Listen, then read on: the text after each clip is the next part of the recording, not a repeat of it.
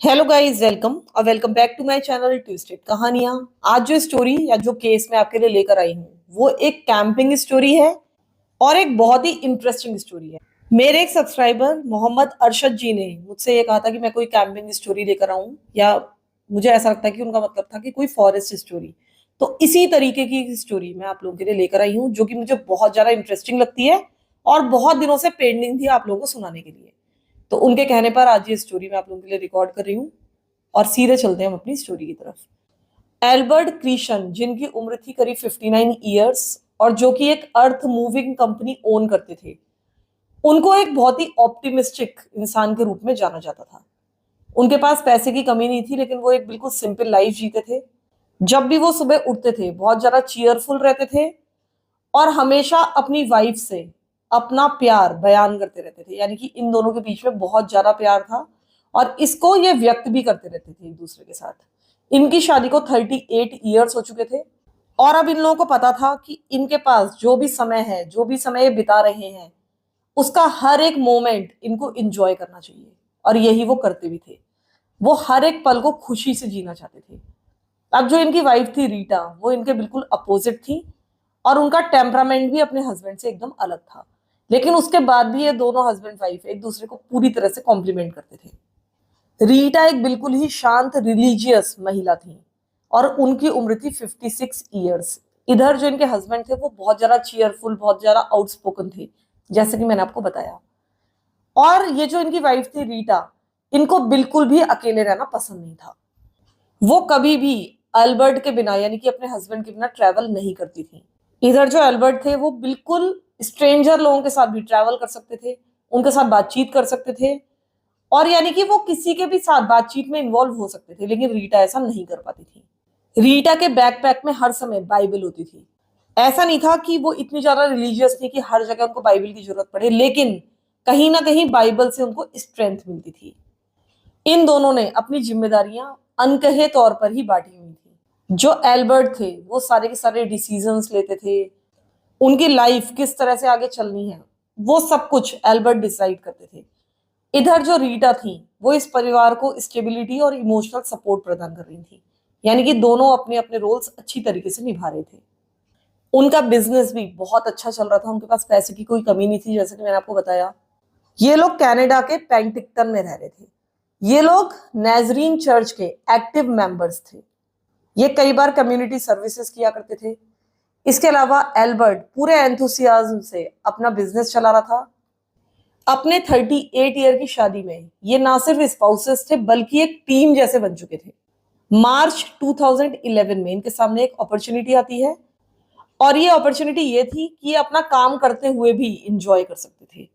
एक trade show होने वाला था लास वेगस में और यहाँ पर बहुत सारे कंपनी ओनर्स को बुलाया गया था, जिनमें से एल्बर्ट भी एक था। ये दोनों बहुत समय से प्लानिंग कर रहे थे लास वेगस जाने की और अब जब इनके सामने अपॉर्चुनिटी आई तो ये लोग बहुत ज्यादा खुश हो गए। लेकिन ये एक बोरिंग और एक डायरेक्ट रूट नहीं लेना चाहते थे लास वेगस जाने के लिए, या फिर कोई फ्लाइट नहीं लेना चाहते थे। इन्होंने चुना एक सीनिक रूट जो कि माउंटेन से और डेजर्ट से होते हुए जाता था। ये था अमेरिकन वेस्ट में। ये लोग वहां अपनी वैन से जाने वाले थे। इनको पूरी शाम लगी अपनी वैन को पैक करने में। रीटा ने पूरे ध्यान से एक एक्सपीरियंस्ड ट्रैवलर की तरह हर चीज अच्छे से पैक की। उसने बहुत सारे नट्स रखे, कैंडीज रखी, स्नैक्स रखा, फिश ऑयल रखा हेल्दी रहने के लिए ताकि वो फिश ऑयल ले सकें, वार्म ब्लैंकेट्स रखे ताकि अगर रात को कहीं रुकना पड़े तो ये ब्लैंकेट्स उनकी मदद कर सकें। इसके अलावा एक छोटी सी शॉवल भी रखी। इसके अलावा रीटा के बैकपैक में हमेशा की तरह उसकी बाइबल मौजूद थी, जो कि उसकी टॉप पॉकेट में मौजूद थी। ये अपने कार के नेविगेटर पर पूरी तरह से रिलाय करते थे। अब उनको ऐसा लग रहा था कि ये जो ट्रिप है ये इनकी आज तक की बेस्ट ट्रिप होने वाली है और यहाँ की जो मेमोरीज बनेंगी वो आज तक की बेस्ट मेमोरीज बनेंगी। इसके बाद आता है 19 मार्च 2011 का। वो भी एक बिल्कुल नॉर्मल दिन की तरह शुरू हुआ था और उस दिन इनको अपनी ट्रैवलिंग शुरू करनी थी। उस दिन एल्बर्ट और रीटा सुबह सुबह जल्दी पेनिटिकन से निकल जाते हैं। उनको अपना यूजुअल रूट पकड़ना था और यूएस बॉर्डर पार करना था। इनका जो जीपीएस नेविगेटर था वो कॉन्फिडेंटली इनको गाइड कर रहा था। ये इनको फेडरल हाईवे पर लेकर गया, फिर आइडाहो क्रॉस किया इन्होंने। अब ये जो माउंटेन लैंडस्केप था ये शुरू हो चुका था। अब यहाँ से इनको वैलीज वगैरह दिखने लगी थी, माउंटेन्स दिखने लगे थे। इसके अलावा ये जो डिवाइस इनकी गाड़ी में मौजूद थी, ये लगातार इनको माइल्स गिन गिन कर बता रहा था कि कहाँ इनको टर्न लेना है, कहाँ पर इनको जाना है, कितने किलोमीटर से माइल्स इनको चलना है। ये सब कुछ बिल्कुल मैकेनिकल प्रिसीजन के साथ हो रहा था। जैसे कि आपने गूगल मैप वगैरह यूज किया होगा तो आपको पता होगा कि एकदम प्रिसाइज होता है। लेकिन अगर इस ट्रिप में कोई मिस्टेक ना होती तो मैं आपको ये कहानी ना सुना रही होती। एक मिस्टेक होती है, और ये मिस्टेक होती है माउंटेन होम आइडहो के पास। अब जो एल्बर्ट था वो डिसाइड करता है कि वो मेन हाईवे से ना जाकर एक लोकल रोड से ट्रेवल करेगा, और वो माउंटेन सिटी की तरफ जाने वाला था, माउंटेन सिटी नेवाडा की तरफ। अब पता नहीं एल्बर्ट डिस्ट्रैक्टेड था या वो अपनी वाइफ के साथ बातों में बहुत ज्यादा बिजी था कि उसने ध्यान नहीं दिया, और उसने नेविगेटर के जो इंस्ट्रक्शंस थे उनको कहीं ना कहीं मिसअंडरस्टैंड कर लिया। अब वो जो रास्ता पकड़ चुका था उसने उनके रूट में एक्स्ट्रा 180 माइल्स जोड़ दिए थे, या हम कह सकते हैं 3 घंटे ऐड कर दिए थे। अगर मैं किलोमीटर्स में बात करूं तो 288 किलोमीटर्स एक्स्ट्रा ऐड हो चुके थे उनके रूट में। अब जब जीपीएस ने उनका रूट रिकैलकुलेट किया और एक शॉर्टकट सजेस्ट किया जो कि एक फॉरेस्ट रोड से जाने वाला था, तो इन लोगों को वो रूट काफी अच्छा लगा। ये जो रूट वो सजेस्ट कर रहा था वो एक फॉरेस्ट रोड थी जो कि मेन हाईवे से हटकर थी। ये रोड सीधा जैकपॉट नेवाडा की तरफ जा रही थी। अब इन लोगों को ये रूट बहुत ज्यादा लॉजिकल लगा। इनको ऐसा लगा कि हम इतना लंबा घूम कर क्यों जाएं अगर एक सीधा रूट हमको दिख रहा है। अब अल्बर्ट ने अपनी जो गाड़ी थी उसको साफ सुथरे हाईवे से नीचे उतार दिया एक डर्ट रोड में, कच्ची रोड में। और ये जो रोड थी ये हम्बल्ट टोयाबे नेशनल फॉरेस्ट की रोड थी।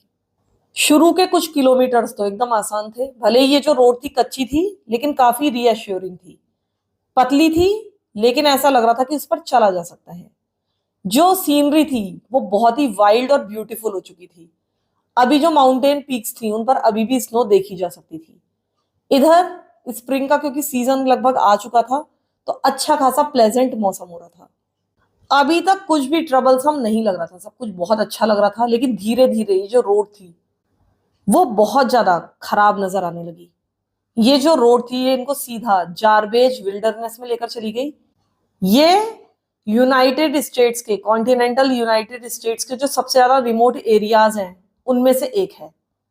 धीरे धीरे सड़क पर जगह जगह गड्ढे मिलने लगे, उनमें कीचड़ भरा हुआ था और वहां पर गाड़ी चलाना बहुत ही मुश्किल था। इनकी गाड़ी फिसलने लगी थी।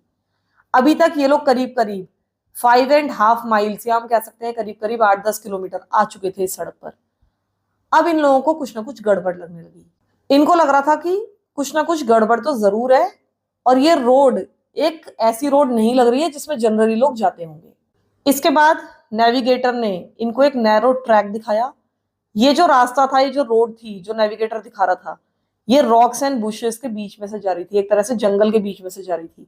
और वहां पर और कोई भी गाड़ी नहीं दिख रही थी। लेकिन जो जीपीएस था वो कॉन्फिडेंटली शो कर रहा था डायरेक्शंस। अब क्योंकि जीपीएस ये रास्ता लगातार दिखा रहा था तो इन लोगों ने भी वहां पर गाड़ी चलानी शुरू कर दी। लेकिन वहां पर आगे जाकर एक मड ट्रैप था, यानी कि बहुत ज्यादा कीचड़ था, हम कह सकते हैं दलदल था।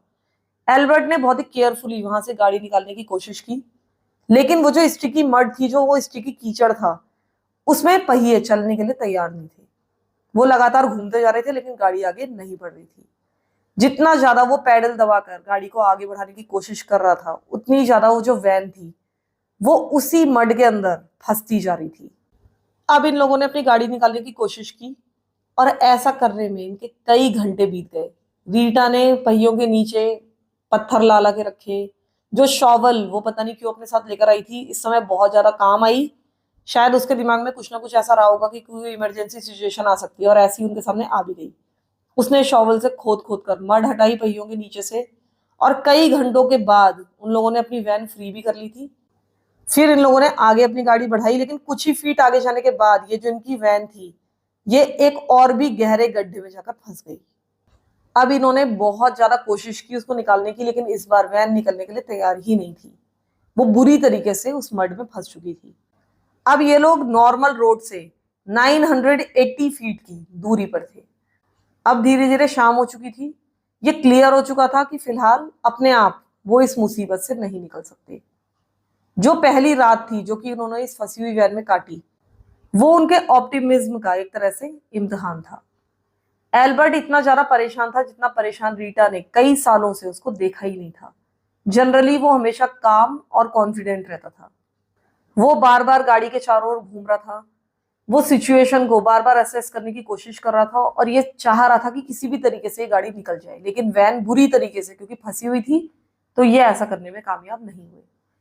अब रीटा ने उसको काम डाउन करने की कोशिश की। उसने कहा कि बहुत ज्यादा लेट हो चुकी है, हम थक चुके हैं और फिलहाल हमको सुबह होने का इंतजार करना चाहिए। लेकिन जो रियलिटी थी वो उस समय बहुत ज्यादा हार्श थी। वो लोग सिविलाइजेशन से बहुत दूर थे। उनकी सेल सर्विसेज काम नहीं कर रही थी, मोबाइल फोन काम नहीं कर रहे थे। उनकी जो फूड सप्लाईज थी वो भी लिमिटेड थी, क्योंकि उन्होंने ऐसा सोचा ही नहीं था कि रास्ते में कहीं खाना नहीं मिलेगा या हम कहीं इतना लंबे समय के लिए रुकेंगे। रात में जो टेम्परेचर था वो फ्रीजिंग पॉइंट से भी नीचे आ चुका था। खैर फिलहाल उन्हें किसी तरीके से रात गुजारनी थी। इन दोनों ने ही रात को प्रार्थना की कि किसी भी तरीके से भगवान उनको इस मुसीबत से निकाल ले। उन दोनों को ही पता था कि इन लोगों ने एक बहुत ही बड़ी गलती कर दी है। उन्हें जीपीएस पर इतना विश्वास नहीं करना चाहिए था, लेकिन अब वो फिलहाल कुछ नहीं कर सकते थे। उसके बाद आता है 20 मार्च का दिन। एल्बर्ट उस दिन अपना सेल फोन लेकर पास की जो हिल थी उसके टॉप पर जाता है और अपने सेल फोन के सिग्नल्स के लिए ट्राई करता है। कुछ सेकंड्स के लिए उसके फोन में सिग्नल आ भी जाता है, एक वीक सिग्नल, और वो 911 को फोन करता है। वो अपने अप्रोक्सीमेट कोऑर्डिनेट्स देने की कोशिश भी करता है, लेकिन तुरंत ही कनेक्शन कट जाता है और उसके बाद कभी भी उनके मोबाइल फोन में सिग्नल वापस आता ही नहीं है। उसके बाद अगली रात भी वो वैन में काटते हैं अपने ब्लैंकेट्स वगैरह ओढ़कर, और यही होप करते हैं कि जल्दी ही हेल्प आने वाली होगी। उनको ऐसा लग रहा था जो उन्होंने 911 को फोन किया है वो लोग उनकी मदद के लिए जरूर आएंगे। उसके बाद 22 मार्च की सुबह होती है और उनको ऐसा लगता है कि हम अब इंतजार नहीं कर सकते। वो 3 दिन से यहाँ पर फंसे हुए थे और अब उनको सिचुएशन को रियलिस्टिकली असेस करना था। उनकी फूड सप्लाईज लिमिटेड थी। हालांकि उनके फ्यूल टैंक में इतना फ्यूल था कि अगले कुछ दिनों तक वो वैन को हीट कर सकते थे। अब एल्बर्ट ने एक डिसीजन लिया। उसने कहा कि ठीक है, अब हम में से एक को जाना पड़ेगा हेल्प लेने के लिए और जो दूसरा व्यक्ति है वो वैन में रहेगा। अब सारे के सारे ऑल्टरनेटिव्स को थोड़ा सा डिस्कस किया गया। रीटा को नी पेन था बहुत ज्यादा, वो वैसे भी ज्यादा चल फिर नहीं सकती थी। एल्बर्ट 59 ईयर्स ओल्ड था लेकिन अच्छे खासे फिजिकल शेप में था और आराम से 6 माइल्स चलकर माउंटेन सिटी जा सकता था, यानी कि उसको करीब करीब 10 किलोमीटर चलना था। अगर वो लोग साथ में जाते तो उनको वैन को छोड़ना पड़ता जिसमें सारी की सारी सप्लाईज फिलहाल मौजूद थी। इसके अलावा दोनों की ही जिंदगी खतरे में पड़ जाती, क्योंकि ये जो भी इलाका था वो उनके लिए अनफैमिलियर था। साथ में जाने का मतलब ये हो सकता था कि दोनों की ही स्लो डेथ हो जाती, भूख से और ठंड से। एल्बर्ट का जो डिसीजन था अकेले जाने का वो बहुत ज्यादा पेनफुल था इन दोनों के लिए ही। ये दोनों अलग बिल्कुल नहीं होना चाहते थे। रीटा भी बहुत ज्यादा डरी हुई थी ऑब्वियसली, लेकिन उसको जाना ही था। एल्बर्ट ने फिलहाल अपने लिए थोड़ी बहुत पैकिंग शुरू की। उसने एक बैकपैक लिया, एक जीपीएस डिवाइस ली, ऐसी डिवाइस जो कि उसको माउंटेन सिटी तक लेकर जाती। इसके अलावा उसने थोड़ा बहुत सामान और लिया। ज्यादातर सामान उसने रीटा के लिए छोड़ दिया था। रीटा से कहा गया कि तुम्हें यहाँ रहकर रेस्ट करना है, अपने आप को थोड़ा सा डिस्ट्रैक्ट रखने की कोशिश करनी है, अपने आप को बहुत ज्यादा वरीड नहीं करना है और मैं जल्दी ही वापस आ जाऊंगा।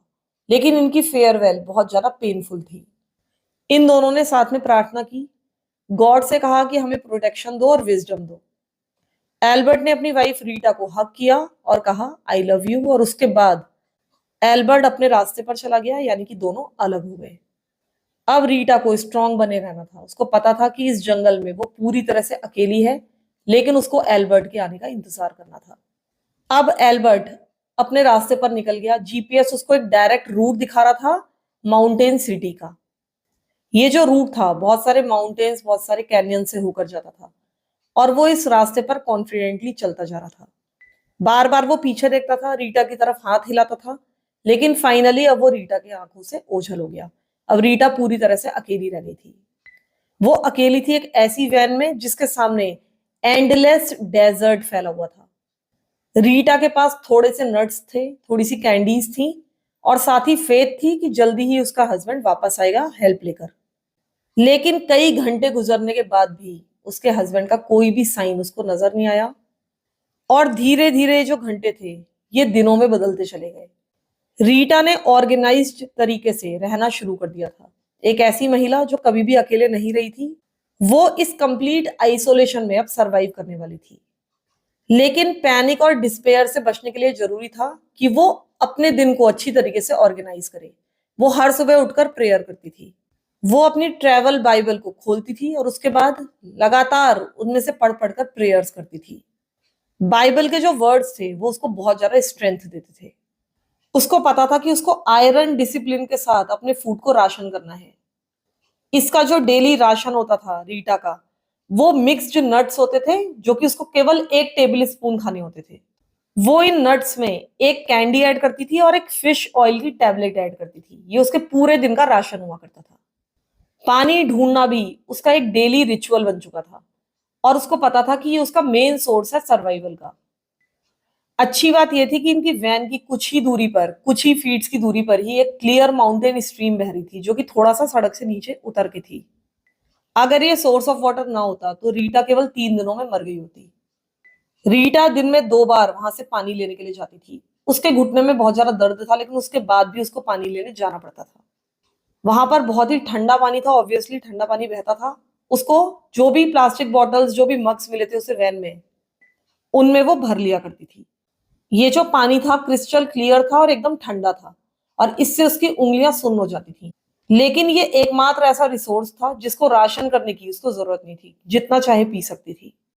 इसके अलावा रीटा ने एक डायरी मेंटेन कर ली थी और इससे वो अपने आप को रियलिटी से कनेक्टेड रखती थी। वो अपनी सारी बातें, जो कुछ भी उसके दिमाग में चल रही हैं, जो कुछ भी वो उस समय कर रही थी, वो सब कुछ डायरी में लिखती थी। रीटा ने एकदम ऑर्गेनाइज्ड वे में जो एल्बर्ट का रूट था जिस पर वो गया था, उसके कोऑर्डिनेट्स को रिकॉर्डेड रखा था, यानी कि सारा रूट उसने लिखा हुआ था ताकि उसको याद रहे। इसके अलावा वो हर दिन अपने कन्फाइनमेंट का मार्क करती जा रही थी डायरी में कि उसको कितने दिन हो गए हैं। नहीं तो वो यहाँ पे रहकर भूल भी सकती थी कि उसके कितने दिन हो चुके हैं। इसके अलावा किस तरह से वेदर बदल रहा है, उसके हेल्थ में क्या प्रॉब्लम्स आ रही हैं, ये सारी चीजें भी वो लिखती जा रही थी। कहीं ना कहीं उसको ऐसा भी लग रहा था कि अगर वो नहीं बच पाई तो ये जो डायरी है ये लास्ट मैसेज होगा उसकी फैमिली के लिए, जो कि एक बहुत बड़ी संभावना भी थी। वो इस तरह से ज्यादा दिनों तक सरवाइव नहीं कर सकती थी। जो पोटेंशियल रेस्क्यूअर्स थे, यानी कि ऐसे लोग जो कि उसको आगे बचाने आ सकते थे लेकिन हो सकता है वो तब तक जीवित ना रहे, उनके लिए भी उसने एक नोट लिखकर छोड़ा था अपने डैशबोर्ड पर। इसका एक एक शब्द एकदम डेस्परेट प्रिसीजन से लिखा हुआ था। उसमें लिखा हुआ था, हेल्प स्टक सिंस मार्च 19 2011। उसमें यह भी लिखा था कि मेरे हस्बैंड माउंटेन सिटी गए हैं हेल्प लाने के लिए, लेकिन अभी तक लौटे नहीं है। उसने ये जो नोट्स थे कई कई बार लिखे हुए थे और इसमें अपनी हैंडराइटिंग और ज्यादा क्लियर रखने की कोशिश कर रही थी वो। इसके अलावा ये सारे नोट्स उसने अपने वैन में लगाए हुए थे शीशों के ऊपर, ताकि अगर कोई भी वहां से गुजरे तो तुरंत ही इन नोट्स को नोटिस कर ले और उसे बचाने के लिए, मदद करने के लिए वहां पर आ जाए। जो शुरू के 2 हफ्ते थे उसमें तो रीटा काफी ज्यादा एक्टिव रही, यानी कि जितनी वो एक्टिव हो सकती थी उतनी एक्टिव रही। वो रोज स्ट्रीम पर जाती थी, वहां से पानी लाती थी, अपनी वैन को साफ सुथरा रखती थी, प्रार्थना करती थी और लगातार अपने हस्बैंड के आने की राह देखती रहती थी। कोई भी अगर साउंड उसको सुनाई देता था वो तुरंत जाकर देखती थी, उसे लगता था उसका हस्बैंड एल्बर्ट आ गया है। इधर जो एल्बर्ट था उसे पता था वो एक काफी स्ट्रांग मैन है, वो काफी दूर तक चल के जा सकता है, और अगर कोई भी हेल्प कर सकता था रीटा की तो इस समय वो एल्बर्ट ही था। उसको ही पता था कि रीटा कहाँ पर है। रीटा ने नेवाडा माउंटेन्स में लगातार अपना रूटीन बनाए रखा था। इधर कनाडा में जहां से वो लोग आए थे वहां पर कुछ और ही चल रहा था, क्योंकि जब मार्च लगभग लगभग बीत गया तब उनके बेटे रेमंड क्रिशन को बहुत ज्यादा चिंता होने लगी अपने पेरेंट्स की। ना तो उन्होंने इससे कांटेक्ट किया था, ना ही उस ट्रेड शो में आए थे जो कि लास वेगस में हुआ था, उसने पता कर लिया था। तो इस तरह से अचानक ही जब उसके पेरेंट्स गायब हो गए तो उसको ऑब्वियसली बहुत ज्यादा चिंता होने लगी। रेमंड को पता था कि उसके पिता यानी कि एल्बर्ट एक बहुत ही पंचुअल बिजनेसमैन है जो कभी भी इंपॉर्टेंट बिजनेस मीटिंग्स को या ट्रिप्स को बिना किसी वार्निंग के मिस नहीं करते थे।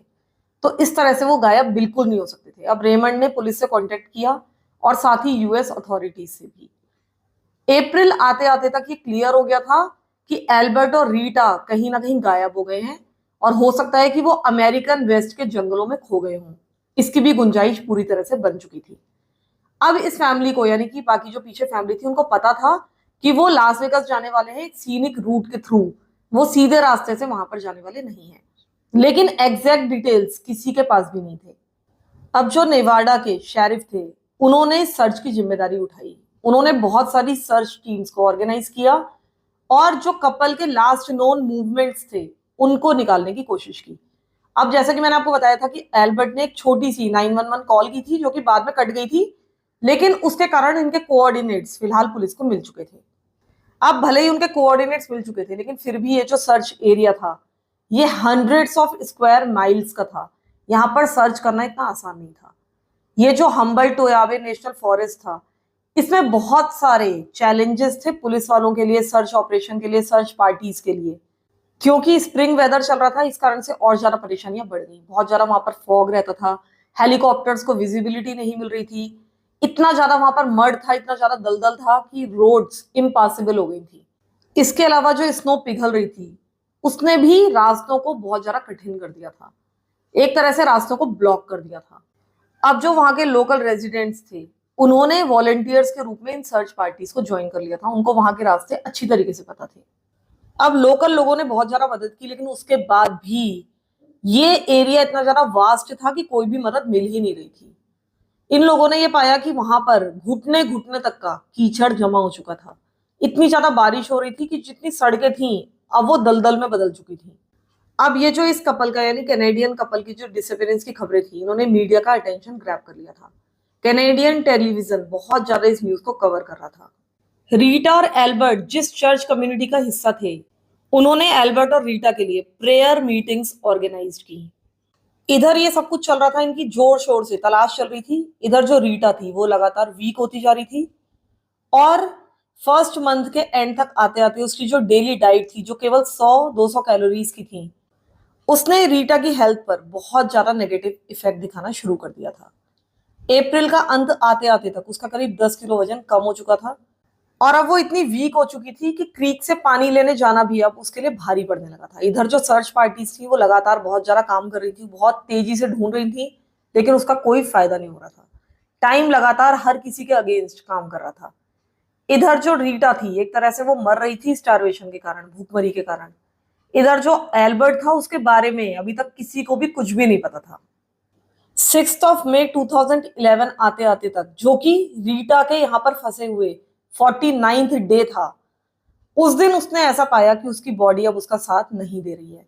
वो लगातार भूखमरी के कारण अब मौत की कगार पर पहुंच चुकी थी।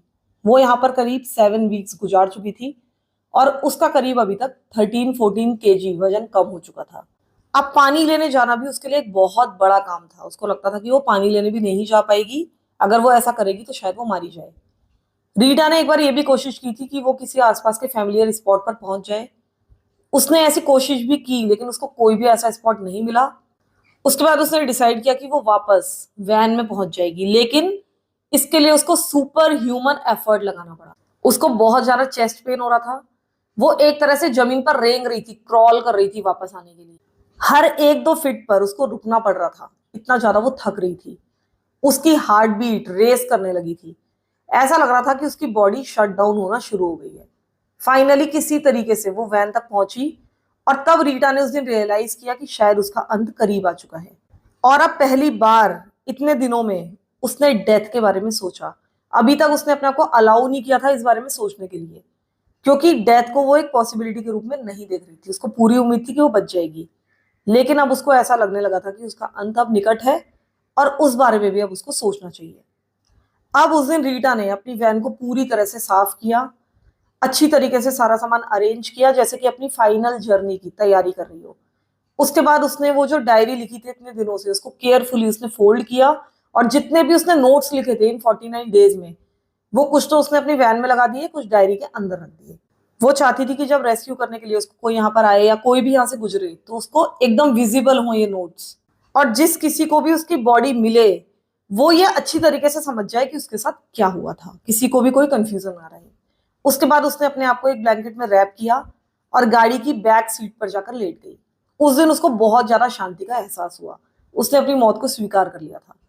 उसके बाद लेटे लेटे उसने अपनी एक चाइल्डहुड प्रेयर को रिसाइट किया, जो उसने अपने बचपन में सीखी थी।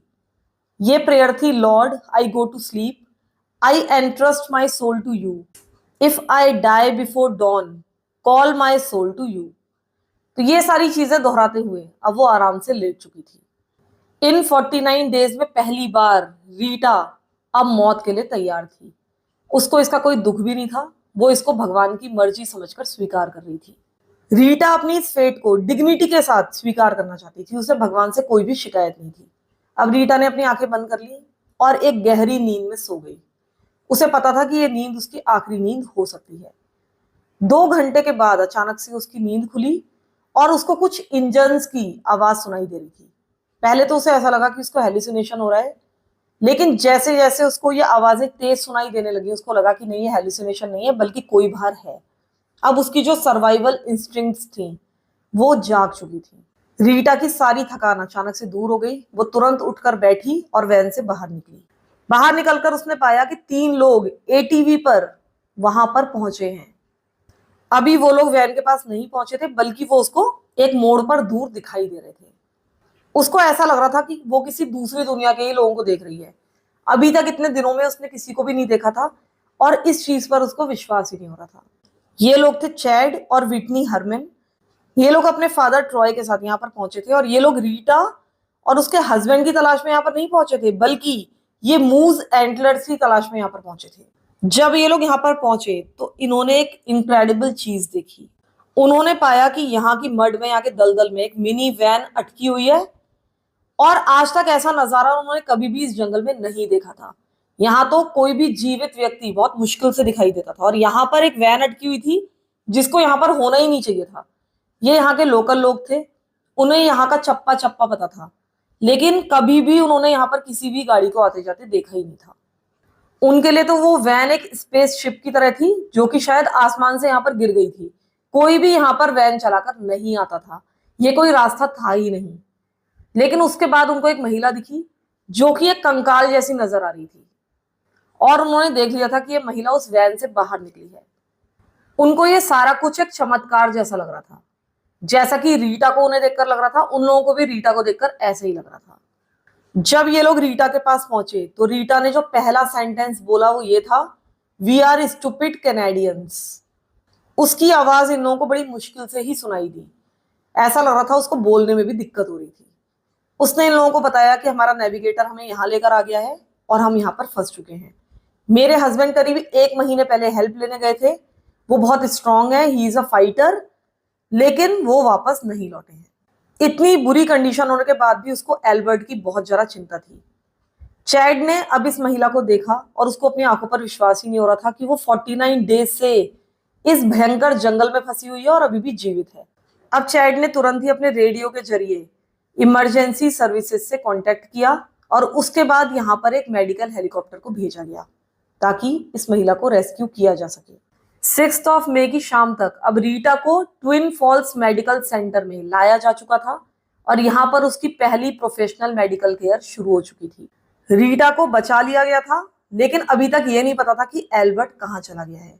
उसकी कोई भी जानकारी नहीं मिली थी, वो जीवित है या उसकी मौत हो चुकी है ये भी किसी को पता नहीं था। लेकिन अब रीटा ने उसके रूट के एग्जैक्ट कोऑर्डिनेट्स प्रोवाइड करा दिए थे। उसने बता दिया था कि मेरा हस्बैंड किस रास्ते पर गया है, लेकिन अभी भी उसको ढूंढना इतना आसान होने वाला नहीं था। जब डॉक्टर्स ने रीटा की कंडीशन को देखा हॉस्पिटल में तो वो काफी ज्यादा हैरान रह गए थे। उन्होंने आज तक ऐसी कोई चीज नहीं देखी थी। इस महिला ने केवल 49 डेज में 14-15 किलो वजन घटा लिया था, यानी कि लूज कर दिया था, जो कि करीब करीब चौथाई था उसके बॉडी वेट का। और उसकी जो डेली डाइट थी इतने दिनों से, करीब 50 डेज से, वो 200 कैलोरीज से भी कम की थी। लेकिन उसकी बॉडी बर्न कर रही थी करीब करीब 1200 कैलोरीज डेली। भले ही वो 200 कैलोरीज खा रही थी, लेकिन उसकी बॉडी तो अपने जितने भी फंक्शंस होते हैं उसके लिए कम से कम 1200 कैलोरी बर्न कर रही थी। तो ये एक मेडिकल चमत्कार था कि वो अभी तक जीवित कैसे है। ज्यादातर ये जो आइसोलेटेड केसेस होते हैं सर्वाइवल के, इसमें लोग 30 या 40 डेज के बाद मारे जाते हैं अगर इतने कम खाने में जीवित हो। लेकिन रीटा 49 डेज बिता चुकी थी। वो अभी भी कॉन्शियस थी, उसका दिमाग काम कर रहा था और अभी भी चल फिर सकती थी। ये एक बहुत ही आश्चर्य की बात थी। मेडिकल साइंस के मुताबिक उसको मल्टीपल ऑर्गन फेलियर के कारण बहुत दिन पहले ही मर जाना चाहिए था, लेकिन उसका हार्ट प्रॉपरली बीट कर रहा था, उसके किडनीज काम कर रहे थे, उसका ब्रेन अच्छी तरीके से फंक्शन कर रहा था और डॉक्टर्स इस बात को एक्सप्लेन ही नहीं कर पा रहे थे। क्योंकि एक तो रीटा की एज भी ज्यादा थी, वो 56 ईयर्स ओल्ड थी। इस उम्र की महिला का इस तरह से इतने लंबे समय तक जीवित रहना वाकई में एक चमत्कार था। अब रीटा को बहुत ही सावधानी पूर्वक बहुत सारे न्यूट्रिशन प्रोवाइड कराए गए, लेकिन बहुत ही केयरफुली प्रोवाइड कराए गए। उसको आईवीज लगाई गई, ग्लूकोज की, इलेक्ट्रोलाइट्स की, उसका वाटर रिस्टोर किया गया, सॉल्ट बैलेंस बनाया गया। इसके अलावा जो उसको चेस्ट पेन हो रहा था और डिफिकल्टी ब्रीदिंग हो रही थी, उससे ये पता चला कि उसको कार्डियोवैस्कुलर स्ट्रेस हो चुका था, बहुत ज्यादा थकान के कारण, क्योंकि उसको ठीक से खाना नहीं मिल रहा था। रीटा बहुत तेजी से रिकवर कर रही थी। उसका दिमाग पूरी तरह से शांत भी था और पूरा अच्छी तरीके से काम कर रहा था, और उसकी साइकोलॉजिकल स्टेट भी पूरी तरह से स्टेबल थी। केवल उसको ट्रोमैटिक स्ट्रेस था, और इसी कारण से वो थोड़ी सी परेशान थी, क्योंकि उसका हस्बैंड भी वापस नहीं आया था। रीटा का बेटा रेमंड भी वहां पर आ चुका था। उसने अपनी माँ से मुलाकात की, और इनका जो रीयूनियन था उसे देखकर हर कोई रोने लगा। वो लोग भी बहुत ज्यादा इमोशनल हो गए थे, लेकिन अब हर किसी को एल्बर्ट की चिंता थी। रीटा ने, जैसे कि मैंने आपको बताया, कि रेस्क्यू सर्विसेज को सारे के सारे कोऑर्डिनेट्स दे दिए थे, अपनी डायरी की एंट्रीज सारी की सारी बता दी थी, जीपीएस कोऑर्डिनेट्स बता दिए थे, और एग्जैक्ट टाइम बता दिया था जब उसका हस्बैंड वहां से निकला था। 4 दिनों के बाद रीटा को डिस्चार्ज कर दिया गया हॉस्पिटल से। अब वो पेनिटिकन के अपने घर जा सकती थी और वहीं पर आराम से रिकवर कर सकती थी। अब उसको कोई भी सीरियस प्रॉब्लम नहीं थी। अब जब जीपीएस कोऑर्डिनेट्स मिल गए थे, तो अब इन लोगों की सर्च बहुत ज्यादा नैरो हो गई थी। अब इनको बहुत बड़े एरिया को सर्च नहीं करना था, बल्कि एक छोटे से, मतलब कंपैरेटिवली छोटे एरिया को ही सर्च करना था। तो अब इन लोगों ने उसी रूट पर फोकस किया जिस पर एल्बर्ट गया था। 7 मई 2011 के दिन एक बहुत ही बड़ा सर्च ऑपरेशन चलाया गया, जो कि इस एरिया की हिस्ट्री का सबसे बड़ा सर्च ऑपरेशन था। यह सर्च ऑपरेशन कई हफ्तों तक चला, लेकिन शुरुआत में सारी की सारी इनको फॉल्स लीड्स मिलती रही। बहुत सारी चीजें इनको ऊपर से हेलीकॉप्टर से दिखती थी, बहुत सारे लोगों को दिखती थी, लेकिन पता चलता था कि बाकी किसी और टूरिस्ट ने ये सारी चीजें वहां पर छोड़ी हैं। जो सर्च डॉग्स थे उन्होंने भी कई बार ट्रेल को पकड़ा, लेकिन हर बार जो उन्होंने ट्रेल पकड़ी वो रॉकी टेरेन में जाकर खो चुकी थी, या फिर कई सारे एरिया से गंध मिट चुकी थी, रेन के कारण इतनी ज्यादा बारिश हुई थी। मई का अंत आते आते तक ये क्लियर हो चुका था कि एल्बर्ट ने एक डायरेक्ट रूट को फॉलो नहीं किया था, बल्कि हो सकता है कि वो अपने रूट से थोड़ा बहुत भटका हो। उसकी वाइफ ने, यानी रीटा ने, जो रूट बताया था वो पूरा रूट सर्च करने के बाद भी एल्बर्ट का कोई नामो निशान वहां से नहीं मिला था। अब सबको ये लग रहा था कि एल्बर्ट इतने ज्यादा फॉग और स्नो के कारण शायद रास्ते से भटक गया था। इसके बाद धीरे धीरे ठंड का समय आ गया, और ये जो एक्टिव सर्च थी उसको सस्पेंड करना पड़ा। ऑफिशियल ऑपरेशन को कॉल ऑफ कर दिया गया, लेकिन जितने भी लोकल हंटर्स थे, जो टूरिस्ट वहां पर जाते थे, उनको एल्बर्ट की फोटोज दी गई, डिस्क्रिप्शन दिए गए, उसके इक्विपमेंट्स के बारे में बताया गया, वो किस तरह का बैग वगैरह लेकर गया है, उसने क्या कपड़े पहने हैं। उनसे कहा गया कि अगर आप लोगों को ऐसा कुछ दिखे तो हमको बता देना। तो ऑफिशियली सर्च नहीं चल रही थी, लेकिन अनऑफिशियली सबको ही अलार्म कर दिया गया था। इधर उसकी जो फैमिली थी उसने होप नहीं खोई थी। उनको ऐसा लगता था कि किसी ना किसी दिन इनको एल्बर्ट मिल जाएगा और वो वापस आ जाएगा। इसके बाद आता है 30 अक्टूबर 2012 का दिन, और ट्रेजिकली उस दिन इनकी होप फुलफिल हो जाती है। उस दिन रॉडनी थॉमसन और जे डक नाम के 2 लोग, जो कि मूज हंटर्स थे, वो मैरिट माउंटेन पर क्लाइंबिंग कर रहे थे। तभी अचानक से ही उनको एक बैकपैक दिखा, जो कि अच्छी तरीके से एक प्लेन साइड पर रखा हुआ था, उसको पत्थरों के बीच में रखा हुआ था। और ये जो जगह थी ये करीब 8000 फीट के एल्टीट्यूड पर थी। इसी बैकपैक के पास एक पेड़ के नीचे इनको एल्बर्ट क्रीशन के रिमेन्स दिखे।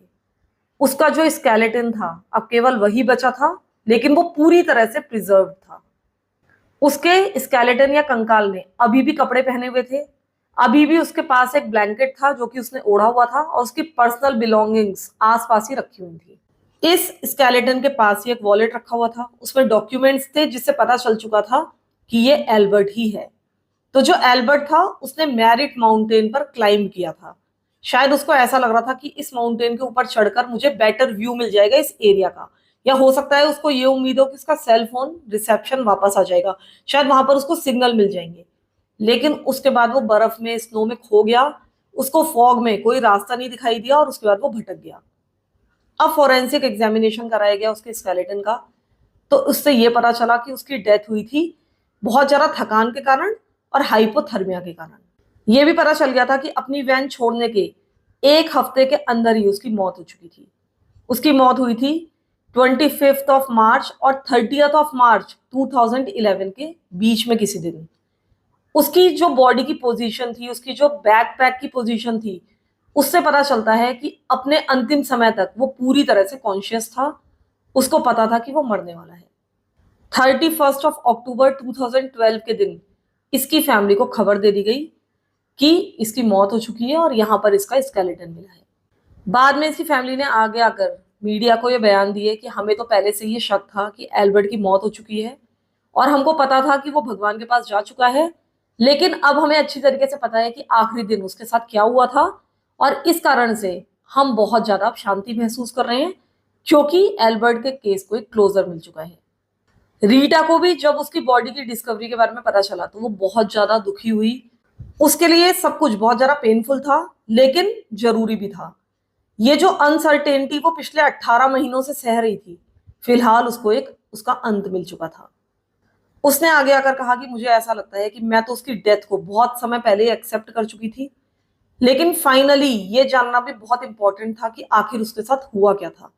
अब क्योंकि मुझे पता चल गया है कि एल्बर्ट की मौत पीसफुली हुई थी, मरते वक्त वो एक ट्री से प्रोटेक्टेड था और उसकी बॉडी को जंगली जानवरों ने नोच नोच कर नहीं खाया, ये जानकर मुझे बहुत ज्यादा शांति मिली है।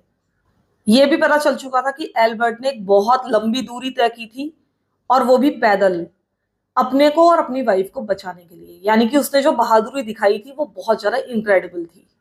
रीटा के लिए ये एल्बर्ट का फेलियर नहीं था, उसकी नाकामी नहीं थी, बल्कि एक हीरोइक अटेम्प्ट था। इसके कारण से उसकी जो शादी की मेमोरीज हैं वो कहती है वो और भी ज्यादा अच्छी बन जाती हैं, और भी ज्यादा खुशनुमा बन जाती हैं, और एल्बर्ट को अब मैं और भी अच्छी तरीके से याद करूंगी क्योंकि वो सच में एक हीरो था। रीटा की गाड़ी को भी वहां से निकाल लिया गया और आज भी वो उसी गाड़ी को ड्राइव करती हैं। उनका ये सिंबॉलिक गेस्चर ये शो करता है कि परिस्थितियों के कारण वो आज भी टूटी नहीं है। उनको शायद ऐसा लगता है कि ये जो वैन है ये वाकई में इनकी साथी बनकर रही उस विल्डरनेस में और इसी ने उनकी जान बचाई। ये जो कहानी है रीटा और एल्बर्ट की, इससे पता चलता है कि लव और फेथ में कितनी ज्यादा पावर होती है और हमारा जो दिमाग है वो कितना ज्यादा पावरफुल होता है। उसी के कारण, अपनी मानसिक ताकत के कारण ही रीटा इतने लंबे समय तक सरवाइव करने में सफल रही। बहुत सारी चीजें हम अपनी डेली लाइफ में नोटिस नहीं करते कि उनसे हमको कितना कुछ मिल रहा है, उनको हम इग्नोर कर देते हैं। खाना पानी जो भी हमें मिल रहा है हम उसकी इतनी परवाह नहीं करते, लेकिन वो चीजें हमारे लिए कितनी इंपॉर्टेंट हैं इस पर भी हमारा ध्यान जाता है जब हम इस तरह की कहानियों को सुनते हैं। इसके अलावा ये भी पता चलता है कि हम टेक्नोलॉजी पर कितने ज्यादा डिपेंडेंट हो चुके हैं। जीपीएस लगभग हमें रोज गाइड करता है, लेकिन क्या हम इस चीज के लिए प्रिपेयर्ड हैं कि कभी ये हमको धोखा भी दे सकता है। और ये धोखा हमको कई बार मिलता भी है, लेकिन इनको ये जो धोखा मिला इसने तो इनकी जान ही ले ली। इनमें से एक की जान चली गई और एक की जान जैसे तैसे बची। तो इसके लिए भी प्रिपेयर रहना चाहिए कि हमको बहुत ज्यादा इन पर डिपेंड नहीं रहना चाहिए, अपने आंख कान भी खुले रखने चाहिए। क्योंकि एक दो बार मुझे भी जीपीएस ने बिल्कुल तंग गलियों में ले जाकर घुसा दिया था मेरी गाड़ी को, जहां से मैं बैक भी नहीं कर सकती थी अपनी गाड़ी। तो इस तरह से मुझे भी जीपीएस ने कई बार धोखा दिया है। और अब अगर मुझे इस तरह की गलियों में घुसाने की कोशिश करता है जीपीएस तो मैं हमेशा लोगों से पूछ लेती हूँ। अब मैं अपने आंखें बंद करके कभी भी गाड़ी वगैरह को किसी भी नैरो पाथ में नहीं डालती हूँ, क्योंकि मुझे बहुत बुरी तरीके से जीपीएस कई बार फंसा चुका है। पहले लोग अपने साथ मैप रखते थे, इंडिया में तो ये प्रचलन नहीं था, लेकिन फॉरेन में लोग मैप रखते थे। जो कागज में बने हुए मैप्स होते हैं वो रखते थे। हालांकि इंडिया में भी रखते थे कुछ लोग, लेकिन इतना प्रचलन नहीं था। लोग जनरली, क्योंकि यहाँ पर पॉपुलेशन ज्यादा है, तो लोग लोकल से ही पूछ लेते हैं डायरेक्शंस के लिए। वहां पर लोग कम है तो आपको वहां पर कोई भी नहीं मिलेगा, इसलिए लोग जनरली मैप्स रखना प्रीफर करते थे। लेकिन अब ये जो प्रैक्टिस है ये भी कम होती जा रही है। अब लोग रुक कर रास्ता पूछना पसंद नहीं करते, बस जीपीएस लगाते हैं और चल देते हैं। लेकिन जैसा कि मैंने आपको बताया कि अपनी आंख कान हमेशा खुले रखने चाहिए और बहुत ज्यादा टेक्नोलॉजी पर रिलाय नहीं करना चाहिए। अब आप लोग एक एक कमेंट कीजिए और आप बताइए कि क्या आप इस कपल को कंडेम करना चाहेंगे कि उन लोगों ने बहुत ज्यादा टेक्नोलॉजी पर रिलाय किया और इस तरह से फंस गए, या फिर आप उनके साथ सिंपेथाइज करते हैं, आपको लगता है कि इनके साथ सिंपेथी होनी चाहिए और इनसे भी वही गलती हुई जो बहुत सारे लोग करते हैं अपनी डेली लाइफ में। तो प्लीज एक एक कमेंट जरूर कीजिएगा और बताइएगा कि ये स्टोरी आपको कैसी लगी है, केस आपको कैसा लगा। मोहम्मद अरशद जी, आप भी बताइएगा कि आपको ये स्टोरी कैसी लगी। हालांकि ये कोई कैंपिंग स्टोरी देखा जाए तो नहीं थी। जल्दी ही मैं आपके लिए कैंपिंग स्टोरी भी लेकर आऊंगी जैसे ही मुझे कोई अच्छा केस मिलता है इससे रिलेटेड। तो प्लीज एक एक कमेंट जरूर कीजिए। Thank you so much for listening to my stories. Thank you so much.